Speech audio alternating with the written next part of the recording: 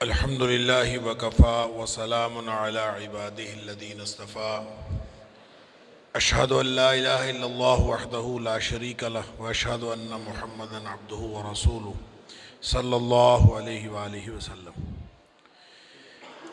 اللہم صلی علی محمد وعلی آل محمد کما صلیت علی ابراہیم وعلی آل ابراہیم انک حمید مجید۔ اللہم بارک علی محمد وعلی آل محمد کما بارکت علی ابراہیم وعلی آل ابراہیم انک حمید مجید۔ اما بعد، اللہ کے فضل اور اس کی توفیق سے آج 5ویں پارے کے ساتھ ہمارا قیام مکمل ہوا۔ اللہ تعالی ہم سب کی طرف سے قبول فرمائے۔ 5ویں پارے میں سورہ نساء جاری ہے اور سورہ نساء کی 124 آیت نمبر 24 سے لے کر آیت نمبر 147 تک اس پارے کے اندر شامل ہے۔ جیسا کہ کل میں نے عرض کیا تھا کہ اس کا پہلا حصہ مضامین کے اعتبار سے آیت نمبر 1 سے آیت نمبر 43 تک اس میں حسن معاشرت کے احکام ہیں۔ ویسے یہ سورہ نساء احکام کی صورت ہے اور پہلے حصے میں دیگر احکام کے ساتھ ساتھ عورتوں کے حوالے سے، عورتوں کے حقوق کے حوالے سے، یتیموں کے حقوق کے حوالے سے اور وراثت وغیرہ کے مسائل اس میں بیان ہوئے۔ تو چونکہ 24ویں آیت سے 5واں پارہ شروع ہو رہا ہے تو اس کا مطلب یہ ہے کہ اس میں بھی حسن معاشرت کے احکام ہی جاری ہیں۔ چوتھے پارے کے اختتام پہ محرمات کی تفصیل ہم نے دیکھی تھی کل، کہ اللہ کریم نے ان عورتوں کی تفصیل بیان فرمائی جن عورتوں سے نکاح حرام ہے، اور وہ بڑی مختصر سی تفصیل، یعنی 18 قسم کے رشتے ہیں جو اللہ کریم نے وہاں بیان فرمائے، اور اس کے علاوہ باقی ساری عورتیں حلال ہیں۔ یہاں اس پہلی آیت میں والمحصنات من النساء ایک اصطلاح استعمال ہوئی ہے محسنات کی۔ محسن حسن سے ہے، احسان یا حسن، اس کے معنی جو ہیں وہ مختلف کیے جاتے ہیں۔ شادی بھی اس کا معنی ہوتا ہے، آزادی بھی اس کا معنی ہوتا ہے، پاک دامنی بھی، اور مسلمان عورتیں جو مسلمان ہو چکی ہوتی ہیں ان کے لیے بھی محسنات کا لفظ استعمال ہوتا ہے۔ لیکن یہاں پہ شادی شدہ عورتیں مراد ہیں، یعنی جس عورت کی کسی سے شادی ہو جاتی ہے پھر اس سے نکاح دیگر مردوں کا حرام ہو جاتا ہے۔ اور والمحصنات من النساء الا ما ملکت ایمانکم کتاب اللہ علیکم، یہ اللہ تعالیٰ نے لکھ دیا ہے وَأُحِلَّ لَكُم مَّا وَرَاءَ ذَلِكُم، اس کے علاوہ جتنی دنیا جہان کی عورتیں ہیں وہ تمہارے لیے حلال ہیں۔ گویا حرام کا دائرہ محدود ہے اور حلال کا دائرہ بہت وسیع ہے۔ کھانے پینے کے حوالے سے بھی اللہ کریم کے احکام جو ہیں وہ اسی طرح کے ہیں کہ حرام کا دائرہ محدود ہے اور حلال کا دائرہ وسیع ہے۔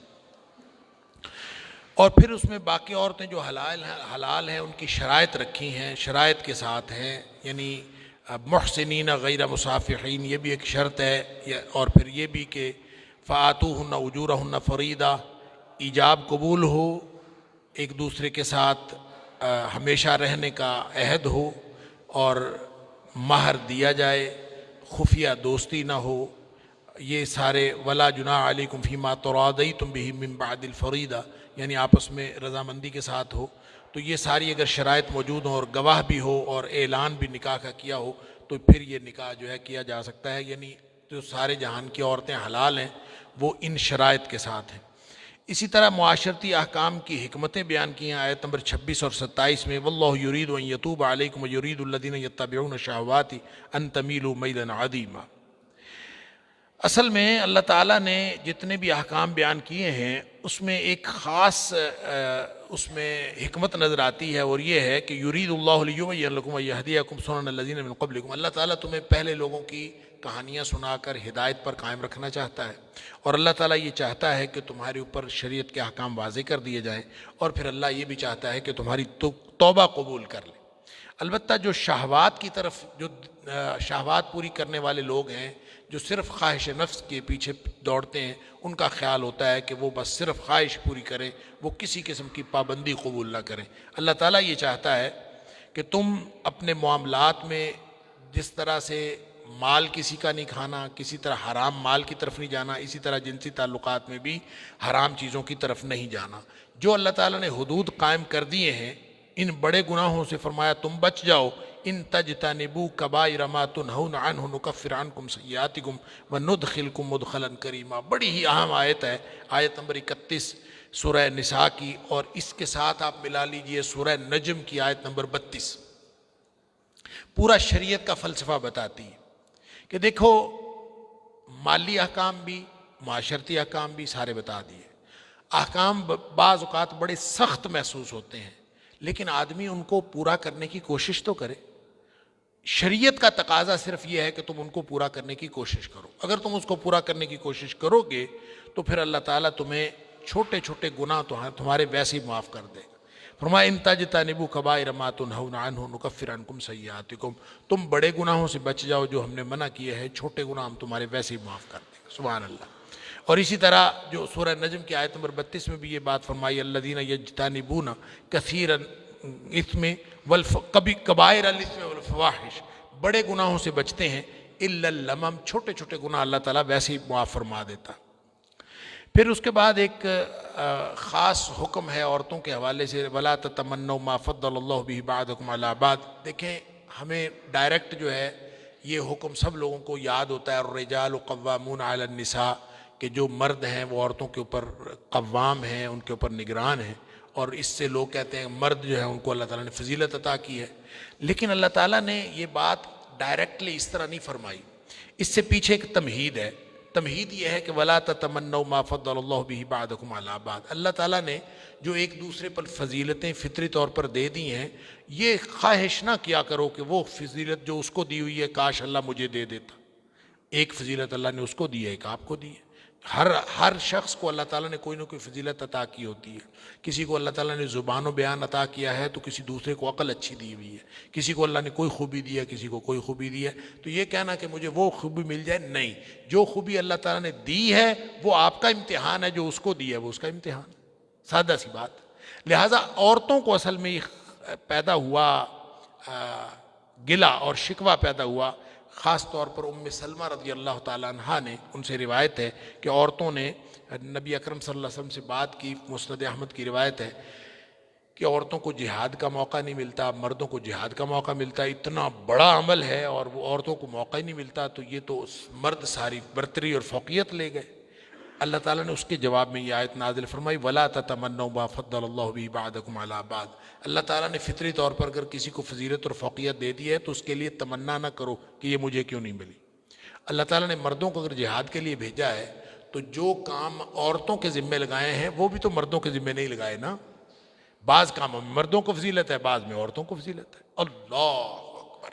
घर के अंदर अगर औरत रहती है, देखिए कितना बड़ा पैकेज है कि नबी करीम सल्लल्लाहु अलैहि वसल्लम फरमाया, एक औरत जो खामिद की फरमाबरदारी करती है, 5 वक्त नमाज पढ़ती है, साल बाद रमज़ान के रोज़े रखती है और अपनी इज्जत की हिफाजत करती है। 4 बातें,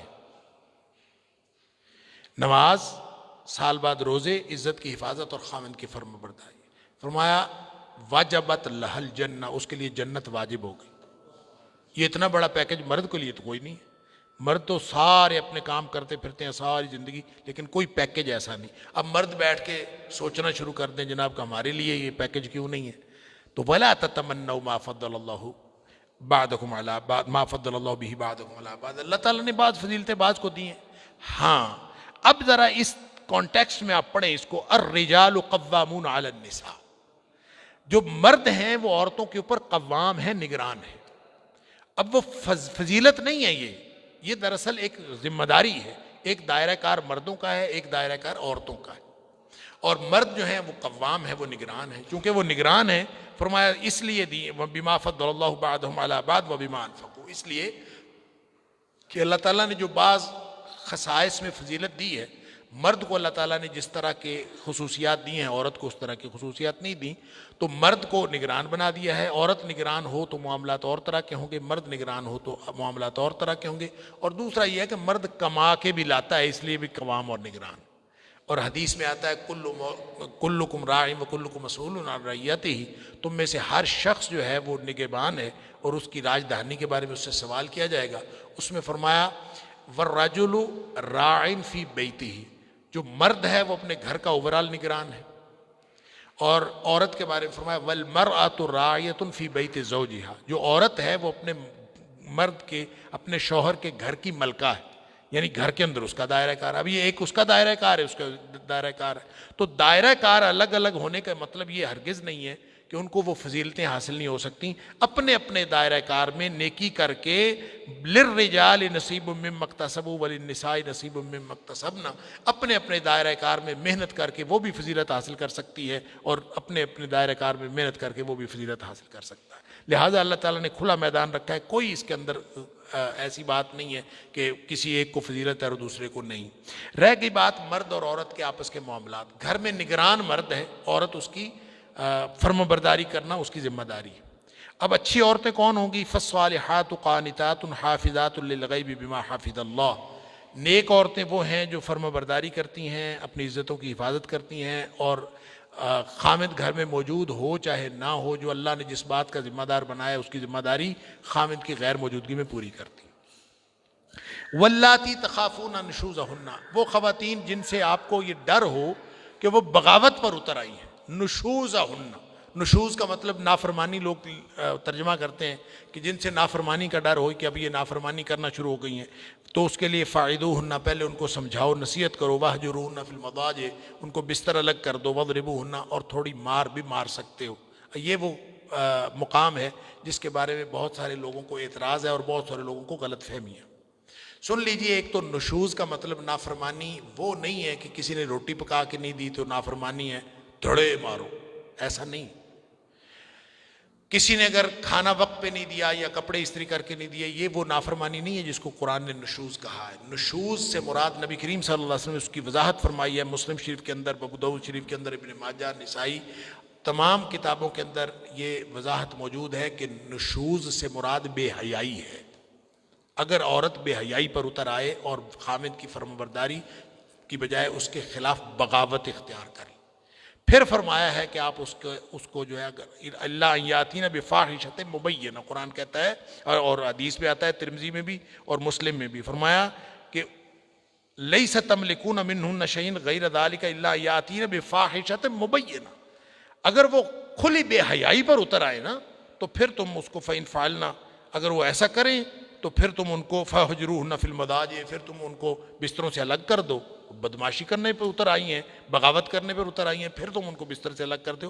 وَاضْرِبُوهُنَّ ضَرْبًا غَيْرَ مُبَرِّحٍ، پھر ان کو مار سکتے ہو. اور مارنا کیسے ہے؟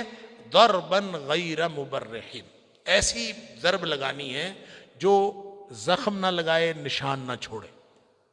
اب اس کا مطلب یہ ہے، عورت بیچاری اس کا تو سکن اتنی نازک ہوتی ہے، آپ اس کو تھپڑ مارے نشان چھوڑتا ہے. اس کا مطلب تھپڑ بھی نہیں مار سکتے. آپ اس کو چھڑی مارے وہ بھی نشان چھوڑتا ہے، نہیں مار سکتے. تو پھر مارنا کیا؟ ابن عباس رضی اللہ تعالی عنہ سے کسی نے پوچھا کہ ضرباً غیر مبرح کا کیا معنی ہے، پھر کیسا مارنا ہے؟ فرمایا ضربہ بالسواک، مسواک ہے نا، اس کے ساتھ آپ اس کو ماریں، یہ ہے غیر مبرح، نہ نشان چھوڑے نہ کچھ. تو اس کا مطلب ہے یہ تو ایسے ایک سمبولک ہے. مارنے کا مطلب یہ نہیں ہے کہ پکڑ لے اور اس کو پھینٹی لگا دے، اور ہم نے سمجھا ہوا ہے شاید یہ مردوں کو اجازت ہے. بالکل اجازت نہیں ہے. ایک تو چھوٹی موٹی نافرمانی پر اجازت نہیں ہے، اور دوسرا یہ یعنی چھوٹی موٹی نافرمانی مراد نہیں ہے، اس سے مراد بے حیائی اور بغاوت ہے. پھر قرآن کہتا ہے کہ فَإِنْ أَطَعْنَكُمْ فَلَا تَبْغُوا عَلَيْهِنَّ السَّبِيلَ، اگر وہ بیچاری تمہاری اطاعت کرتی ہیں، گھر میں کام کاج سارے کرتی ہیں اور تمہارے اطاعت میں ہیں، تو چھوٹی موٹی کوئی اگر اونچ نیچ ہو جاتی ہے تو خام مارنے کے بہانے نہ تلاش کیا کرو، اس لیے کہ اس سے یہ مراد ہے ہی نہیں. اور پھر فرمایا کہ پھر بھی اگر لڑائی بہت زیادہ ہو گئی ہے، ان خفتم شقاق بینہما، آپس میں اختلاف بڑھ گئے ہیں، تو ایک ثالث عورت والوں کے گھر سے اور ایک مرد والوں کے گھر سے ثالث میں بٹھا لو اور بیٹھ کے وہ فیصلہ کر دیں. اب یہ ثالث میں بیٹھ کے فیصلہ کریں، کتنا اچھا شریعت نے انتظام کیا ہے کہ لڑائی کی صورت میں ابتدا ثالث بٹھانے سے ہونی. ہمارے ہاں کیا ہے؟ ہمارے ہاں ابتدا طلاق سے ہوتی ہے کہ پہلا کام، لڑائی ہوئی تو پہلا کام طلاق دینی، پھر فتوے پوچھتے پھرتے ہیں جا کے اللہ کرنا ہے، کیا رامہ کرنا ہے، اور ایک دوسرے سے عجیب و غریب حیائی کی باتیں، انا للہ و انا الیہ راجعون. حالانکہ ابتدا کس سے ہے؟ ثالثی سے. اوپر سے سسٹم بھی جو بنایا ہوا ہے، کل بھی میرے ساتھ ایک دوست یہ بات کر رہے تھے کہ طلاق کا معاملہ میں ہمارے پاکستان میں سسٹم، ایک تو اسٹام فروش بھی بیٹھے ہوئے، اسٹامپ لکھنا ہے طلاق ثلاثہ لکھنا ہے، میں طلاق طلاق طلاق دیتا ہوں، تاکہ کوئی گنجائش باقی نہ رہے۔ پھر وہ طلاق کا نوٹس بھی جانا ہے، پہلے ایک مہینے کے بعد نوٹس جانے ہیں، جب 3 نوٹس مکمل ہو جانے پھر ثالثی کونسل بلا لیتی ہے ان دونوں۔ پھر جب 3 نوٹس مکمل ہو گئے تو پھر ثالثی کونسل کا فائدہ ہی کیا ہے، پھر اس نے بنا کے کیا کرنا ہے؟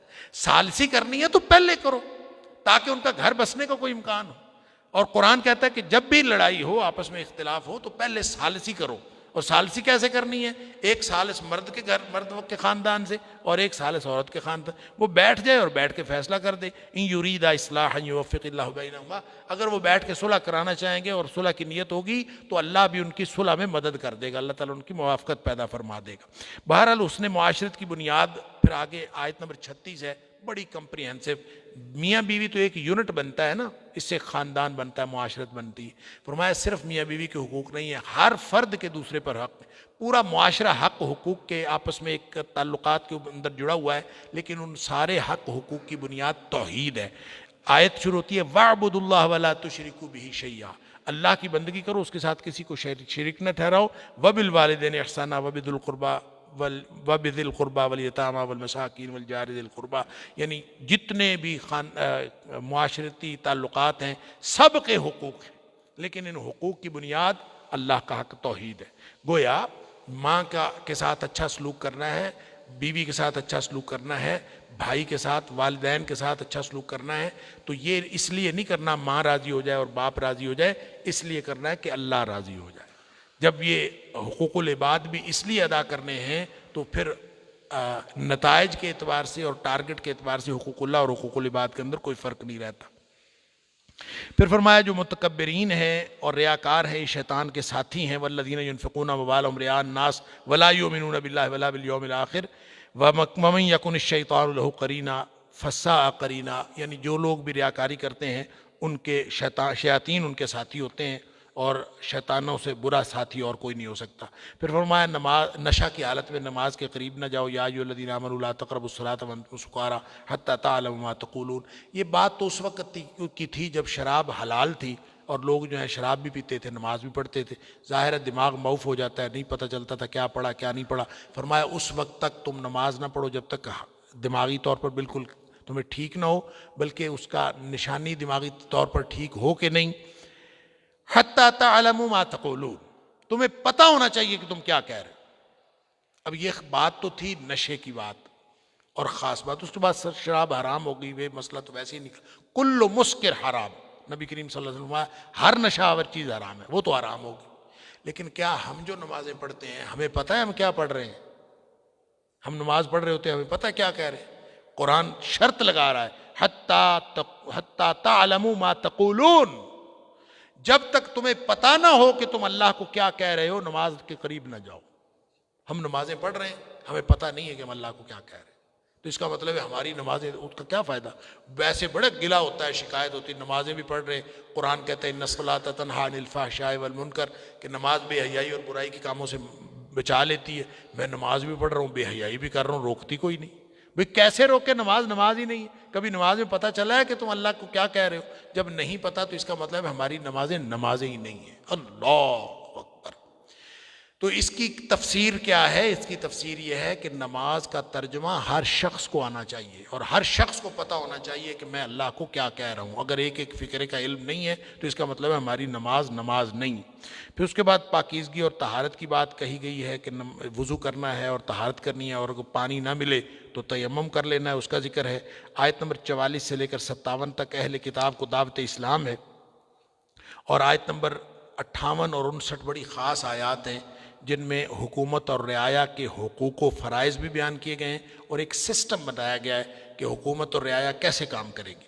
فرمایا ان اللہ یامرکم ان تؤدوا الامانات الی اہلھا، اللہ حکم دیتا ہے کہ جو عہدے دیا کرو نا وہ ایسے لوگوں کو دیا کرو جو اس کے اہل ہو، اہل لوگوں کے سپرد عہدے کیا کرو، امانتیں اہل لوگوں کے سپرد کیا کرو۔ امانتوں سے کیا مراد ہے؟ امانت کا مطلب ہوتا ہے جو چیز کسی کے بھروسے پر دی جائے۔ جو ہم کسی کے پاس پیسے رکھواتے ہیں بھروسے پر، وہ بھی امانت ہوتی۔ کوئی چیز کسی کے پاس رکھوا دیتے ہیں، یہ بھی امانت ہوتی۔ اور کسی کو کوئی عہدہ دے دینا، یہ بھی امانت ہے۔ آپ نے مجھے اس کرسی پہ بٹھایا ہے کہ بیٹھ کے یہاں قرآن مجید کا خلاصہ پیش کرو مضامین کا، تو میں اگر یہاں بددیانتی کروں گا تو میں اس امانت میں خیانت کروں گا۔ لہٰذا ہر چیز، ہر ذمہ داری جو آپ کسی کے بھروسے پہ دیتے ہیں وہ امانت ہے۔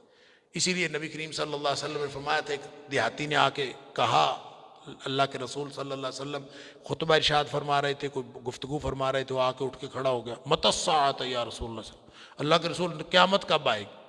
نبی کریم صلی اللہ علیہ وسلم اس کی بات ہی نہیں سنی، آپ اپنی بات کرتے رہے۔ صحابہ آپس میں چے میں گوئیاں کرنے لگے۔ نبی کریم صلی اللہ علیہ وسلم کی عادت یہ نہیں تھی کسی کی بات کو اگنور کرنا۔ آپ صلی اللہ علیہ وسلم انتہائی توجہ سے بات سنتے تھے، اور کبھی سائڈ پہ ہو کے یوں کر کے ایسے بات نہیں سنتے تھے۔ جس کی بات سنتے تھے اس کی طرف پوری توجہ کر کے، اس کی طرف پورا اپنا رخ پھیر کے توجہ سے بات سنتے۔ سبحان اللہ، اعلیٰ اخلاق تھے نبی کریم صلی اللہ علیہ وسلم۔ تو اس نے بدو نے بات کی کہ نبی پاک صلی اللہ علیہ وسلم نے کوئی جواب نہیں دیا۔ آپ کا چونکہ عادت مبارکہ یہ نہیں تھی، اس لیے صحابہ کرام آپس میں باتیں کرنے لگے۔ نبی پاک صلی اللہ علیہ وسلم کو بات بری لگی ہے، کسی نے کچھ کہا، کسی نے کچھ، بہرحال آپ نے اپنی بات مکمل فرمائی۔ پھر آپ نے فرمایا این السائل، کدھر ہے پوچھنے والا؟ پھر آپ نے اس کو بتایا کہ جب امانتیں ضائع ہونے لگیں تو اس وقت سمجھ لینا کہ قیامت قریب ہے، فانتظر الساعۃ۔ تو وہ کہتا ہے کہ کیف اذاعتھا یا رسول اللہ صلی اللہ علیہ وسلم، بدو ستا دیہاتی، اس کو پتہ نہیں تھا۔ کہتا ہے امانتیں کیسے ضائع ہوں گی؟ اللہ کے رسول صلی اللہ علیہ وسلم فرمایا اذا وسد الامر الى غیر اہلہ، جب عہدوں پر نااہل لوگ بیٹھ جائیں تو سمجھ لینا قیامتیں امانتیں ضائع ہونے لگی ہیں اور قیامت قریب ہے، فانتظر الساعۃ، پھر قیامت کا انتظار کرنا۔ اس کا ایک معنی تو یہ ہے کہ قیامت پھر قریب ہوگی، دوسرا معنی یہ ہوگا کہ نااہل آدمی کا جب کسی عہدے پر بیٹھے گا تو وہ جو کچھ کرے گا وہ قیامت ہی ڈھائے گا، فانتظر الساعۃ، اس سے پھر قیامت کا انتظار کرنا، جو کچھ وہ حرکتیں کرے گا وہ قیامت ہوں گی۔ اس کے ساتھ ہی آپ نے اچھا وَإِذَا حَكَمْتُمْ بَيْنَ النَّاسِ أَن تَحْكُمُوا بِالْعَدْلِ، اب حکمران ہے اور چاہے کوئی بھی عہدہ ہے، تو جب بھی تمہارے ہاتھ میں کوئی ایسا کام آئے تو انتہائی عدل کے ساتھ معاملہ کرنا ہے۔ پھر اللہ اور اس کے رسول صلی اللہ علیہ وسلم کی غیر مشروط اطاعت کی بات ہوئی ہے، وَأَطِيعُوا اللَّهَ وَأَطِيعُوا الرَّسُولَ وَأُولِي الْأَمْرِ مِنكُمْ، اللہ کی اور اللہ کے رسول صلی اللہ علیہ وسلم کی اطاعت کرو اور حکمرانوں کی اطاعت بھی کرو، لیکن حکمرانوں کی اطاعت اللہ اور اس کے رسول صلی اللہ علیہ وسلم کی اطاعت کے ذیل میں ہے۔ اولی الامر سے مراد امور کے ماہرین بھی ہو سکتے ہیں، اس میں علماء بھی مراد اس سے ہو سکتے ہیں، اس سے مراد فقہا بھی ہو سکتے ہیں، جو جس کام کا ماہر ہے۔ البتہ ایک بات ضرور سامنے رکھنی پڑے گی کہ اللہ اور اس کے رسول صلی اللہ علیہ وسلم کی مخالفت جس میں ہو رہی ہو، کسی کی بھی اطاعت جائز نہیں ہے۔ لا طاعت لمخلوق فی معصیت الخالق، جہاں خالق کی نافرمانی ہو رہی ہو تو کسی کی بھی اطاعت نہیں کرنی۔ پھر آیت نمبر 60 سے 104 تک منافقین کی خرابیاں ہیں اور جہاد کا تذکرہ ہے۔ ایک بات ذہن میں رکھیے، جہاد کا تذکرہ جہاں بھی آتا ہے نا، جہاد ایک ٹول ہے جو اسلامی ریاست کو خارجی محاذ پر مستحکم کرنے کے لیے، جہاد خارجی استحکام کے لیے ہے، ایک ٹول ہے اسلامی ریاست کے خارجی استحکام کے لیے۔ اور جہاد میں سب سے زیادہ جو لوگ ایکسپوز ہوتے ہیں وہ منافقین۔ جہاد جب ہوتا ہے تو منافقین ایکسپوز ہو جاتے ہیں، جو غزوہ احد کے موقع پر نہیں ایکسپوز ہو گئے۔ تو یہاں اللہ تعالیٰ نے جہاد کا تذکرہ کیا ہے اور منافقین کی خرابیوں کا ذکر کیا ہے۔ گویا خارجی سطح پر اسلامی ریاست کے استحکام میں جو سب سے بڑی رکاوٹ ہے وہ منافق ہوتے ہیں۔ داخلی سطح پر بھی آیت نمبر 135 سے 152 تک آگے ہم پڑھیں گے کہ اس میں بھی داخلی سطح پر بھی منافقین رکاوٹیں ڈالتے ہیں، لیکن داخلی سطح پر جو استحکام کے لیے ٹول ہے وہ عدل ہے۔ یعنی انٹرنلی ریاست مستحکم اس وقت ہوتی ہے جب عدل قائم ہو، اور ایکسٹرنلی خارجی محاذ پر ریاست اس وقت مستحکم ہوتی ہے جب وہ جہاد کرے۔ جہاد میں بھی رکاوٹ منافق بنتے ہیں اور عدل کے قیام میں رکاوٹ بھی منافق بنتے ہیں۔ تو یہاں ذکر آیت نمبر 60 سے 104 تک منافقین کی خرابیوں کا ذکر ہے کہ خارجی محاذ پر جہاد، اور نبی پاک صلی اللہ علیہ وسلم کی حیثیت بار بار واضح کی گئی ہے کہ نبی کریم کی حیثیت جو ہے ان کے حکم کی وہ حتمی ہے۔ فلا وربک لا یؤمنون حتی یحکموک فیما شجر بینہم، کہ نبی کریم صلی اللہ علیہ وسلم جس بات کا فیصلہ کر دیں اس کے بارے میں دل میں حرج بھی نہیں آنا چاہیے، دل میں تنگی بھی محسوس نہیں ہونی چاہیے۔ اگر کسی شخص کے دل میں تنگی محسوس ہو کہ اللہ کے رسول نے حکم دے دیا، حکم مان بھی لے، تو وہ بندہ گناہ گار ہے جس کے دل میں تنگی محسوس ہو نبی کریم صلی اللہ علیہ وسلم کے۔ پھر اس کے بعد قتال کا حکم ہے، اور فرمایا قتال ایک ایسا کام ہے، جہاد جو ہے اس میں فتح شکست نہیں ہوتی۔ جہاد کا جو اعلیٰ ترین حصہ ہے قتال، اس میں فتح ہوتی ہے، شکست ہوتی نہیں۔ فرمایا فیقتل او یغلب، دو ہی نتیجے ہیں نا، ایک یہ کہ قتل ہو جائے، ایک یہ کہ غالب آ جائے۔ صرف شرط یہ ہے وَمَن يُقَاتِلْ فِي سَبِيلِ اللَّهِ، جو لڑا اللہ کے لیے ہو، فَيُقْتَلْ أَوْ يَغْلِبْ، دو متضاد نتائج میں سے کوئی بھی نتیجہ نکل آئے وہ فتح ہی فتح ہے۔ فرمایا فَسَوْفَ نُؤْتِيهِ أَجْرًا عَظِيمًا، ہم اس کو اجر عظیم عطا کر دیتے ہیں۔ سبحان اللہ، یعنی دنیا میں کوئی ایسا عمل بھی ہے جس میں شکست ہے ہی کوئی نہیں۔ اللہ کے لیے لڑنا یہ ایک ایسا عمل ہے کہ چاہے کوئی شخص قتل ہو جائے اور چاہے کوئی شخص غالب آ جائے، دونوں صورتوں میں اللہ سے اجر لے لیتا ہے۔ پھر یہ آیت نمبر 75، میں نے جب ہم نے سورہ بقرہ کی آیت نمبر 190 پڑھی تھی تو میں نے اس وقت عرض کیا تھا کہ جہاد کی فرضیت کے حوالے سے 3 مقام بڑے اہم ہیں، اور اس میں آیت نمبر 190 سورہ بقرہ کے بعد یہ ایک تیسرا حکم، ایک آیت نمبر 39 سورہ حج کی ہے، اور ایک یہ آیت نمبر 75 وَمَا لَكُمْ لَا تُقَاتِلُونَ فِي سَبِيلِ اللَّهِ وَالْمُسْتَضْعَفِينَ مِنَ الرِّجَالِ وَالنِّسَاءِ وَالْوِلْدَانِ الَّذِينَ يَقُولُونَ رَبَّنَا أَخْرِجْنَا مِنْ هَٰذِهِ الْقَرْيَةِ الظَّالِمِ أَهْلُهَا، کیوں نہیں لڑتے تم اللہ کے راستے میں کہ قریبی بستی پر ظلم ہو رہا ہے اور بچے چیخ رہے ہیں؟ تو اس کا مطلب ہے قریبی بستی پر ظلم ہو رہا ہو تو بھی جہاد فرض ہو جاتا ہے اور فرضیت کا مقام ہے۔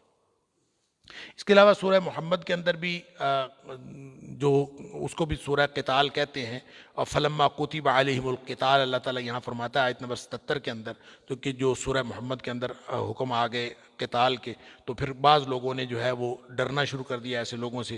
اذا فریق منہم یخشون الناس کا خشیۃ اللہ واشد خشیہ، فرمایا لوگوں سے ڈرنے کی کیا ضرورت ہے، اللہ سے ڈرنا چاہیے۔ اور لوگ جو ہیں وہ جہاد سے دور بھاگتے ہیں، وقالوا ربنا لما كتبت علینا القتال۔ تو یہ جو رویہ ہے صرف آج نہیں لوگ جہاد کے بارے میں اختیار کیے ہوئے، ہر دور میں لوگوں نے جہاد کے بارے میں اس طرح کے رویے اختیار کیے ہیں۔ فرمایا من یطع الرسول فقد اطاع اللہ، اللہ کے رسول صلی اللہ علیہ وسلم کی اطاعت حتمی اطاعت ہے، اور اللہ کے رسول صلی اللہ علیہ وسلم کی اطاعت ہی اللہ کی اطاعت ہے۔ جس نے اللہ کے رسول صلی اللہ علیہ وسلم کو حکم مانا وہ ایسے ہی ہے جیسے اس نے اللہ کا حکم مانا۔ پھر اسی طرح آیت نمبر 83 میں افواہوں کی تحقیق کا حکم ہے۔ دیکھیں بڑی شاندار آیت ہے، آیت نمبر 83 وَإِذَا جَاءَهُمْ أَمْرٌ مِّنَ الْأَمْنِ أَوِ الْخَوْفِ أَذَاعُوا بِهِ۔ یہ منافقین کیا کہتے ہیں، ان کے پاس کوئی خبر آ جائے نا اس کو پھیلا دیتے ہیں، امن کی خبر ہو، خوف کی خبر ہو، کسی بھی طرح کی اسی وقت افواہ پھیلا دیتے ہیں، اور لوگ جو ہیں وہ طرح طرح کی چیمیں گوئیاں، اور ظاہر ہے کہ حالات خراب ہو جاتے ہیں۔ فرمایا چاہیے کیا کہ جب بھی کوئی خبر آئے تو اس خبر کو ایسے لوگوں کے وَلَوْ رَدُّوهُ إِلَى الرَّسُولِ وَإِلَىٰ أُولِي الْأَمْرِ مِنْهُمْ، تو جب بھی کوئی خبر آئے تو اس کو اللہ کے رسول صلی اللہ علیہ وسلم کے پاس لے جاؤ یا ان لوگوں کے پاس لے جاؤ جو مختلف امور کے نگران ہیں۔ اس سے کیا ہوگا، لَعَلِمَهُ الَّذِينَ يَسْتَنبِطُونَهُ مِنْهُمْ، تو وہ لوگ پتہ لگا لیں گے جن کا کام کھوج لگانا ہے، جن کا کام تحقیق کرنا ہے وہ لے لیں گے۔ اس سے ایک بڑا شاندار اصول نکلتا ہے، وہ یہ کہ جس محکمے کا کام ہو اس سے جا کے پوچھنا چاہیے۔ محکمہ تعلیم کی بات پولیس والوں سے نہیں پوچھنی چاہیے، پولیس والوں کی بات محکمہ تعلیم سے نہیں پوچھنی چاہیے، اور اسی طرح عدلیہ کا معاملہ جو ہے وہ آپ جا کے کسی واپڑا والوں سے نہیں پوچھیں گے، اور واپڑا والوں کا کام جو ہے عدالت سے نہیں پوچھیں گے۔ آپ متعلقہ دکھیں ایسا شاندار دین ہے کہ اس سے پوچھیں اور اس کو ذمہ دار سمجھیں، وہ اپنے اپنے امور کے ذمہ دار۔ پھر اسی طرح سے منافقین کے بارے میں مسلمانوں کی 2 آراء ہو گئی تھی، خاص قسم کے منافقین تھے ان کے لیے حکم دیا گیا ہے، اور پھر فرما دیا کہ کسی بھی طرح کا نفاق ہو تو اس کو ظاہر کرنے کے لیے ہجرت معیار ہے، یعنی آپ کو خام خواہ کسی کے بارے میں لڑنے کی ضرورت نہیں ہے، آپس میں جھگڑنے کی ضرورت نہیں ہے کہ وہ فلاں آدمی صحیح مسلمان ہے یا منافق ہے، کیا ہے، ہجرت اس وقت معیار تھا، جس نے ہجرت کر لی وہ نفاق سے بچ گیا، اور جس نے ہجرت نہیں کی اس کا مطلب یہ ہے کہ وہ اس کا ایمان کامل نہیں ہے اور اس کے خلاف قتال کرنا ہے۔ پھر کچھ آگے 2 گروہ کو استثناء بھی دیا ہوا ہے، معاہد قوم کے افراد کو استثناء ہے اور جو لڑنا نہیں چاہتے ان کو بھی استثناء ہے۔ آگے قتل خطا اور قتل عمد کے احکام ہیں، اور اسی طرح سے مجاہدین کا فرمایا کہ جہاد جو مجاہدین ہوتے ہیں ان کا درجہ کبھی ختم نہیں ہوتا، ان کو اللہ تعالیٰ نے حالت امن میں بھی درجہ دیا ہوا ہے۔ جو لوگ کنٹونمنٹس کے اندر بیٹھے ہوتے ہیں، جہاد کے لیے تیاری کر رہے ہوتے ہیں اور جہادی تیاری کے ساتھ اسلامی ریاست کی حفاظت کا فریضہ سر انجام دے رہے ہوتے ہیں، وہ ہمیشہ فضل اللہ المجاہدین باموالہم وانفسہم علی القاعدین درجہ، جو عام طور پر لوگ اپنے معاشرتی زندگی گزار رہے ہیں ان کے اوپر اللہ تعالیٰ نے ان لوگوں کو جو جہاد کرنے والے ہیں حالت امن میں بھی نفیر عام نہ بھی ہو تو ان کو اللہ تعالیٰ نے درجہ دیا۔ آگے اللہ تعالیٰ نے کوئی ہجرت کے فوائد، نماز قصر اور اس طرح کے مختلف احکام ہیں، صلاۃ الخوف کا طریقہ ہے، نزول قرآن کی حکمتیں ہیں آیت نمبر 105 سے 115 تک، اور یہ خاص طور پہ یہاں یہ 105 سے 115 تک ایک واقعہ بیان ہوا ہے کہ نبی کریم صلی اللہ علیہ وسلم کے پاس ایک کیس آیا تھا بنی عبیرق کا، اور انہوں نے چوری کی تھی اور چوری کر کے کسی اور پر الزام لگا دیا تھا۔ نبی کریم صلی اللہ علیہ وسلم کا قصہ سنا، آپ بالکل اس کو سزا دینے ہی والے تھے، اللہ تعالیٰ نے وہی نازل کر دی، آیات نازل فرما دی، فرمایا کہ چور یہ خود ہیں اور خام خواہ کسی یہودی کے گھر انہوں نے چھوڑ دیا، اور پھر بعد میں وہ پتہ بھی چل گیا کہ وہ چور خود ہی تھے، کیونکہ اس میں چوری کے سامان میں کہتے ہیں کوئی ایک آٹے کا تھیلا تھا اور وہ پھٹا ہوا تھا، اور راستے میں وہ آٹے کا تھیلا جو ہے وہ آٹا گرتا ہے، اس سے بھی یہ کنفرم بھی ہو گیا۔ نبی کریم صلی اللہ علیہ وسلم کو اللہ تعالیٰ نے وہ فیصلہ حالانکہ کرنے ہی جا رہے تھے۔ اب یہاں سے 3 باتیں پتہ چلتی ہیں۔ ایک بات تو یہ پتہ چلتی ہے کہ نبی کریم صلی اللہ علیہ وآلہ وسلم بحیثیت انسان غلطی کے مرتکب ہو سکتے ہیں، لیکن چونکہ وہ نبی ہیں ان کو پتہ تو نہیں ہے، عالم الغیب تو اللہ ہے، نبی کریم صلی اللہ علیہ وسلم کو نہیں پتہ کہ یہ کون سچا ہے کون جھوٹا، تو ہو سکتا ہے کہ نبی کریم صلی اللہ علیہ وسلم فیصلہ غلط کر دیں، یہ ممکن ہے، لیکن اللہ اپنے نبی کو غلط فیصلہ کرنے نہیں دیتا، اللہ تعالیٰ وحی کے ذریعے سے اپنے نبی کو محفوظ کر لیتا، لہذا وحی کے ذریعے سے اللہ تعالیٰ نے بتا دیا۔ پھر یہ فرمایا کہ دوسروں پر بہتان لگانا جو ہے بہت بڑا گناہ ہے، شرک ناقابل معافی جرم ہے، اللہ تعالیٰ سارے جرم معاف کر دے گا اور یہ شرک معاف نہیں ہونا۔ پھر صحابہ کے اجماع کی بنیادی اہمیت ان کی حجیت بتائی ہے، فرمایا کہ جو من یشاقق الرسول من بعد ما تبین الہدی ویتبع غیر سبیل المؤمنین نولہ ما تولی، یہ آیت نمبر 115 ہے، اور یہ ایک حجت ہے اس بات پر کہ صحابہ کرام جس بات پر متفق ہو جائیں وہ دین ہے، اس لیے کہ ایک تو قرآن نے کہہ دیا کہ جو اس راستے کو چھوڑ کر کوئی اور راستہ اختیار کرے وہ جہنم کا راستہ ہے، قرآن نے صحابہ کے راستے کو جنت کا راستہ قرار دیا، اور دوسرا نبی کریم صلی اللہ علیہ وسلم کا فرمان ہے کہ میری امت جو ہے کبھی گمراہی پر اکٹھی نہیں ہو سکتی، لہذا جس بات پر صحابہ کا اجماع ہے وہی دین ہے، اور اسی لیے نبی کریم صلی اللہ علیہ وسلم نے فرمایا تھا قرب قیامت جو 73 فرقے ہو جائیں گے تو ایک جنتی ہوگا باقی سارے جہنمی ہوں گے۔ پوچھا گیا کون سا؟ آپ نے فرمایا ان کی نشانی یہ ہے ما انا علیہ واصحابی، جو میرے اور میرے صحابہ کے طریقے پر ہوں گے، لہٰذا یہ قرآن بھی اس کی تائید کرتا ہے۔ پھر اس کے بعد باہمی حسن سلوک کی بات ہے کہ آپس میں کوئی معاملہ گڑبڑ ہو جائے، خواتین یہ جو مرد و عورت کا معاملہ ہے یا کسی بھی طرح کا، وَإِنِ امْرَأَةٌ خَافَتْ مِنْ بَعْلِهَا نُشُوزًا، آیت نمبر 128 میں، وہاں تو ہم نے پڑھا تھا کہ عورت بغاوت کرے، یہاں نشوز کا لفظ خاوند کے لیے استعمال ہوا، کہ یعنی شوہر جو ہے وہ بدبختی کرے اور گھر کے اندر کوئی بے حیائی کا معاملہ کرے تو پھر کیا ہوگا؟ فرمایا اس صورت میں بھی ان کو چاہیے کہ آپس میں صلح کر لیں، اور اگر صلح ہو جائے تو بس صلح خیر، صلح ہی بہتر ہے۔ وَأُحْضِرَتِ الْأَنفُسُ الشُّحَّ، اللہ نے دلوں میں بخیلیاں رکھی ہیں، لالچ رکھا ہے، اس وجہ سے معاملات خراب ہوتے ہیں۔ پھر آیت نمبر 135 سے 152 تک اسلام کا نظام عدل قائم کرنے کی بات کی، داخلی استحکام جو میں نے عرض کیا تھا، داخلی استحکام میں عدل ہے ٹول اور خارجی استحکام میں جہاد ہے ٹول، اس میں بھی منافقت سے بچتے ہوئے، اور فرمایا کہ جو چیز سب سے زیادہ انسانوں کو داخلی طور پر کسی ریاست کو خراب کرتی ہے وہ انسان کی خواہش ہے، فَلَا تَتَّبِعُوا الْهَوَىٰ أَن تَعْدِلُوا، انصاف کے اور عدل کے معاملے میں، عدل کو قائم کرنے کے بارے میں کبھی بھی اپنی خواہش نفس کے پیچھے نہ چلو، کیونکہ اگر خواہش نفس کے پیچھے چلو گے، تھوڑا سا توڑ مروڑ کے انصاف کو قائم کرنے کی کوشش کرو گے، وَإِن تَلْوُوا أَوْ تُعْرِضُوا فَإِنَّ اللَّهَ كَانَ بِمَا تَعْمَلُونَ خَبِيرًا، تو اللہ تمہارے سارے کرتوتوں سے واقف ہے، اس طرح سے یہ معاملہ ٹھیک نہیں ہو سکتا، اور منافقین کو حکم ہے کہ وہ کافروں سے تعلق ختم کر دیں، ورنہ وہ کافر ان کو بھی کافر بنا دیں گے۔ پھر آگے منافقین کی کچھ خصوصیات ہیں، اور فرمایا کہ کافر جو ہے، یہ منافق اصل میں کسی کے نہیں ہوتے، منافق اپنی طرف سے بڑا چلاک بنتا ہے اور کہتا یہ ہے کہ میں ادھر بھی فائدہ اٹھا لوں اور ادھر بھی اٹھا لوں۔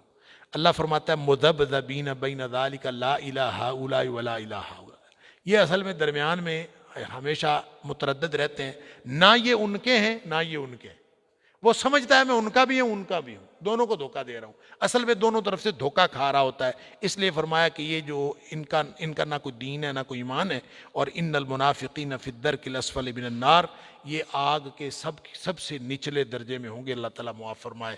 اور درک الاسفل، ایک ہوتا ہے درکا، ایک ہوتا ہے درجہ۔ یہ جو سیڑھی ہوتی ہے نا، لکڑی کی سیڑھی اوپر کو چڑھنے کے لیے، یہ اس کے جو سٹیپس بنے ہوتے ہیں، یہ ایک سٹیپ جو اوپر کو جاتا ہے اس کو درجہ کہتے ہیں، اور جو ایک سٹیپ نیچے کو آتا ہے اس کو درکا کہتے ہیں۔ تو فی الدرک الاسفل، سب سے نیچے سٹیپ نیچے آتے جائیں تو سب سے نیچے جو درکا ہوگا اس کے اندر یہ ہوں گے۔ اور وہ کتنے ہیں؟ بعض نے لکھا ہے کہ جہنم کے 7 جو ہیں وہ درکے ہیں، 7 اس کے طبقات ہیں، اور سب سے نچلا طبقہ جو ہے وہ حاویہ ہے، اور اس میں منافقین ہوں گے۔ اللہ تعالیٰ معاف فرمائے۔ اس لیے کہ ان کے دل میں رتی بھر ایمان نہیں ہوتے تو یہ کافر ہیں، لیکن انہوں نے اپنے کفر کو چھپایا ہوا ہوتا ہے۔ ایک آخری بات جو اللہ تعالیٰ نے اس پارے کے آخر پہ ارشاد فرمائی، ما یفعل اللہ بعذابکم ان شکرتم وآمنتم وکان اللہ شاکرا علیما۔ دیکھیں، عذاب، ثواب، ساری تفصیلات ہیں، وعید بھی ہے، سب کچھ ہے، تو لیکن ایک بات ہے کہ اگر تم 2 کام کرنے والے بن جاؤ نا، شکر اور ایمان والے بن جاؤ اور شکر کرنے والے بن جاؤ، تو اللہ نے تمہیں عذاب دے کے کیا کرنا ہے؟ اللہ تعالیٰ کو کچھ شوق ہے عذاب کرنے کا؟ تو لہٰذا اس کا مطلب یہ ہوا کہ شکر والی زندگی گزارنا، ایمان کی حفاظت کرنا اللہ کے عذاب سے تحفظ دیتا ہے۔ اللہ تعالیٰ مجھے اور آپ کو کامل ایمان اور شکر والی زندگی عطا فرمائے۔ وآخر دعوانا الحمدللہ رب العالمین۔